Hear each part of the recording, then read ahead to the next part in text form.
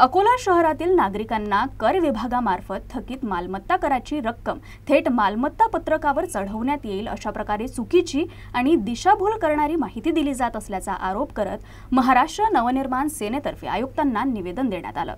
नागरिकांवर अन्याय करणारी कोणतीही बेकायदेशीर वसुली किंवा दबाव तंत्र सहन केलं जाणार नाही असा स्पष्ट इशारा मनसेतर्फे देण्यात आलाय।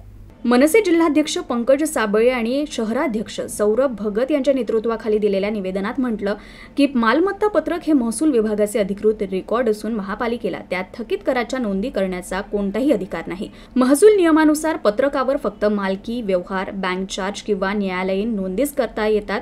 त्यामुळे महापालिकेकडून करण्यात येणारी अशी चर्चा किंवा सूचना ही पूर्णपणे बेकायदेशीर असून नागरिकांमध्ये भीती निर्माण करणारी आहे। मनसेने आपल्या निवेदनात पुढील मागण्या केल्या आहेत। थकीत कर मालमत्ता पत्रकावर चढवण्याच्या चुकीच्या सूचना तात्काळ थांबवाव्यात, संबंधित अधिकाऱ्यांवर चौकशी आदेश काढावेत, नागरिकांना योग्य माहिती देण्यासाठी महापालिकेनं अधिकृत जाहिरात निवेदन प्रसिद्ध करावं, कर वसुली केवळ कायदेशीर मार्गानेच करावी, नागरिकांवर अन्याय करणारी कोणतीही बेकायदेशीर वसुली किंवा दबाव तंत्र सहन केलं जाणार नाही असा स्पष्ट इशारा मनसेतर्फे देण्यात आलाय। अकोला महानगरपालिकेने आपण पाहिलं तर थकीत कर जो बाकी आहे जर त्यांनी भरला नाही तर सातबाऱ्यावर त्याचा बोजा चढवणार असा मूर्ख निर्णय इथे घेण्यात आला।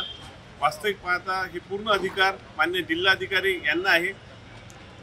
थकीत कराचं प्रकरण हे आज कोर्टामध्ये प्रलंबित असल्यावर सुद्धा असे निर्णय घेण्याचा अधिकार मनपाला नाही आहे। काही वर्ष पहिले स्वाती इंडस्ट्रीज नावाची या सत्ताधारी भाजपवाल्यांनी इथे ही कंपनी आणली होती। 3-4 वर्ष यांनी वसुली केली, आळमाप कर लावून दिला, लोकांना 100% जास्त कर इथे लावून दिला आणि ते पळून गेली। दस्तावेज सुद्धा मिळत नाही आहे। याच्यामध्ये हे इथे सत्ताधारी भागीदार सुद्धा होते।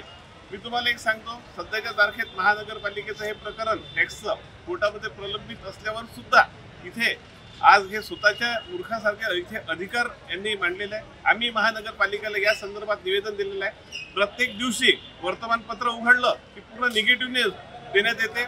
फक्त पठाणी वसुली कशी करायची आणि सुखसुविधा महानगरपालिकेने लोकांना द्यायची नाही हे असं या महानगरपालिकेचं धोरण झालेलं आहे।